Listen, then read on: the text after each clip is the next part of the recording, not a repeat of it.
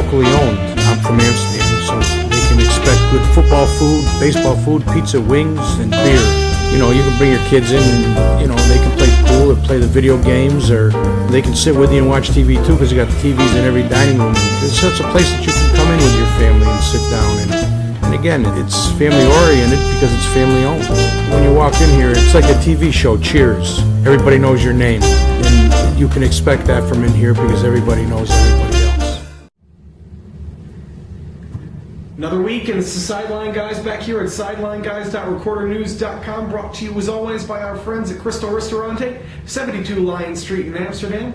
Adam Schinder here along with Michael Kelly one more time, and since we last left you, the Amsterdam Mohawks, all of a sudden last night's Sunday night's loss to Albany notwithstanding, one of the hottest teams in the Perfect Game Collegiate Baseball League. They've hit past the halfway point of the season through 28 games and now 16-12. What's been going better with this team? The hitting, plain and simple. For the first couple weeks of the season, this team did not hit. They struck out for pretty much all their outs. It was kind of a depressing offense to watch. And they're still striking out, but now when they're not striking out, they're getting some hits. They're having a couple guys turn around, like Jude Vidrine now hitting for some more power to go along with his average. And some of those guys toward the bottom of the order are starting to get on base too. DeMarcus Henderson's average creeping up to 200. A couple other guys like that who've kind of, getting out of the zeros and at least getting an actual digit in that first column. Yeah, so we've passed the halfway point. Thought we might hand out a little some mid-season, not necessarily awards, but some best ofs right now. So I don't think it's very much of a debate as to who's been the Mohawks' best all-around player so far this year. Right. Well, Jude Vidrine, he's been, if they gave out gold gloves, he might be up there in the field, but it's really the hitting. I think right now he's down a little bit. I think he's around 370 right now for the average, but few triples, few home runs in the year, and he's kind of been the only guy who's done it all year for them. He's been the staple in the middle of that lineup. Yeah, if you look at someone, though, he's only been around a little more than a week, but Luke Manley, since coming in from the Cape Cod League, coming in for his second season with the Mohawks, in his first 8 games, he's slugging somewhere in the 950 range. He had 9 RBIs through his first week with the team, which already places him, I believe, 3rd or 4th on the team. Yep. So his hitting right now, it's not a coincidence that his presence hitting 3rd, 4th, 5th in that lineup has really coincided with this team really coming to life offensively. Well, and he's hit behind Vidrine, and there was a couple games last week where, because Jude Vidrine might be the best bunter on this team, and he actually laid down a bunt to put somebody on base for Maley, which, you have your number 3 hitter able to do that, knowing that there's a guy behind him who's going to be able to slug him in. Because like you said, the slugging percentage, he's actually 300 points higher than the second place guy on the team right now. And the pitching staff's been consistent at some point. Some of the starting rotation's been if and or but the bullpen for this team has mostly been very good.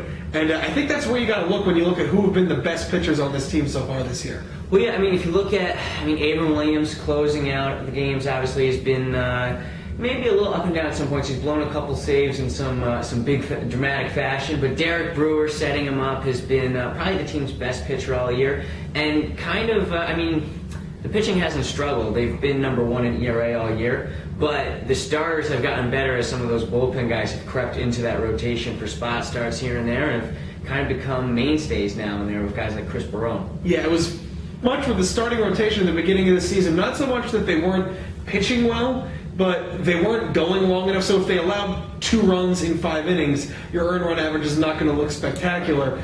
As these guys have started to stretch out, they've looked better, but the guys in the middle and the back end of that bullpen, you mentioned Brewer, but also Mike Dodakian out of Dartmouth.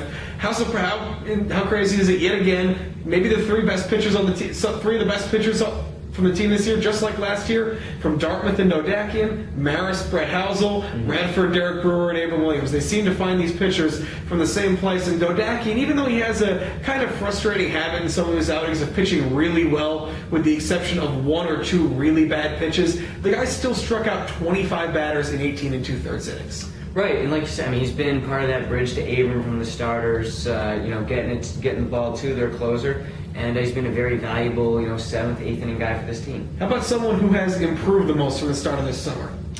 Oh, well, that one's easy because that's Matt Mack, who started the season off in a 1-for-21 slump, and he's down right now to about 280, but he got himself above 300 about a week ago. which is just, I mean, kind of an incredible jump for, this early in the season, from coming back from such a hole to put himself in a respectable batting average this quickly. Yeah, and another guy I'll mention in that point is Jack Fisher in an entirely different way. Mm-hmm. Wasn't hitting much to start the season. Now he's been moved to become he still plays shortstop and second base from time to time, comes in as a defensive replacement. But he's moved into the rotation, and he's become one of their better pitchers. He's got a 0.90 ERA so far this year. Right, and I think he's actually going to be getting a start tonight or yesterday, depending on when you're watching this, because he was one of those guys where he was thrust into a starting spot because there was an injury, and Keith Griffin said, he did so well, we have to stick him in there again. So now he's part of this 7 or 8 man starting rotation that they have. Hey, you can never have too much pitching.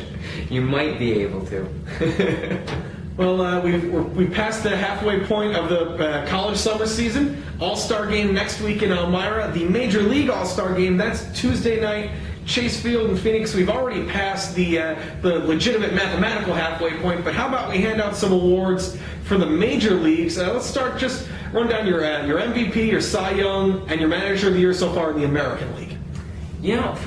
For Cy Young in the AL, that's one we were kind of talking about before. I feel like that's the toughest one to judge right now. The homer in me wants to say it's CC Sabathia, and he is on, I think right now he's on a 20-plus inning scoreless streak. Probably overall, though, I'd go Verlander, because I feel like from his first start this year, we kind of knew he had it going this year. He was going to be an ace all year long, and I feel like he's also going to be one of those guys who he's going to be there at the end of the year. Manager of the Year is a tough one. I guess, who would you go for Manager of the Year? For Manager of the Year, it's odd considering you'd never have thought of him, considering how loaded most people believe the team was at the beginning of the season. Mm-hmm. But considering how poorly the Boston Red Sox started this season, you got to give a lot of credit to a guy like Terry Francona, who, through my past history, has never been one of my favorite people in baseball. This is a man who once sat Scott Rowland on Scott Rowland T-shirt day in Philadelphia, but he's done a terrific job getting the Red Sox to first place in the American League East at the break after just a horrendous start. I think the only guy who, because Francona it's going to be somebody like that, I feel like, who's on one of these good teams, who's kind of guided them through some rough tides, because there isn't really an underdog team in the AL.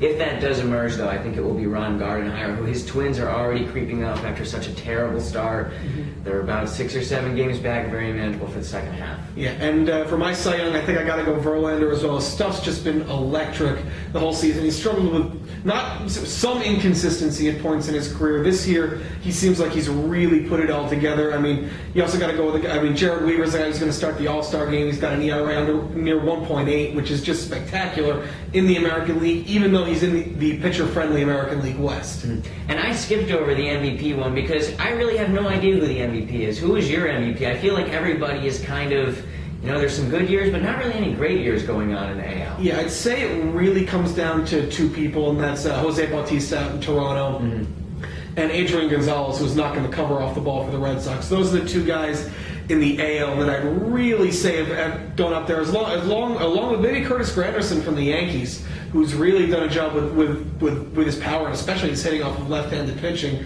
He's a guy who, if his batting average were a little bit higher, he'd be right in that conversation. Mm-hmm. Now, the National League, I think the National League MVP race is a little clouded. I think Prince Fielder is probably my choice there, just over Matt Kemp from the Dodgers. But there haven't been that many great individual performances in the National League, mainly because the guy you're always talking about for this role, Albert Pujols, has not been terrific this season, and then he's been hurt. Right. I would say Prince Fielder for the MVP as well. And he's one of those guys where he always hits for power, but usually the average struggles a little bit, maybe 270, 280. And then every few years he has a year like this where he's at like 310, 320. But more importantly, let's talk about your Philly roots. Which of the Philly pitchers is your Cy Young Award winner? I mean, it's really got to be Roy Halladay.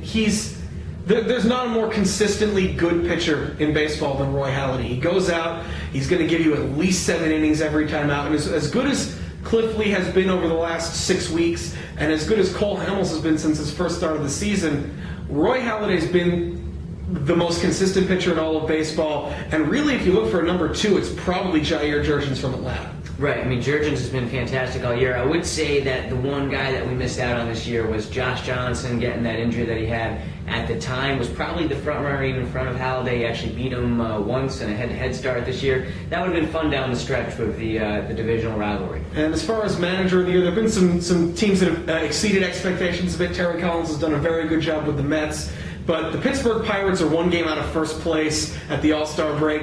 They haven't been this good since 1992. The manager of the year is Clint Hurdle in the NL. Right, because the only thing that matters in what you just said was that they haven't been this good since 1992. See you later this week. For Michael, I'm Adam. We're the Sideline Guys at sidelineguys.recordernews.com.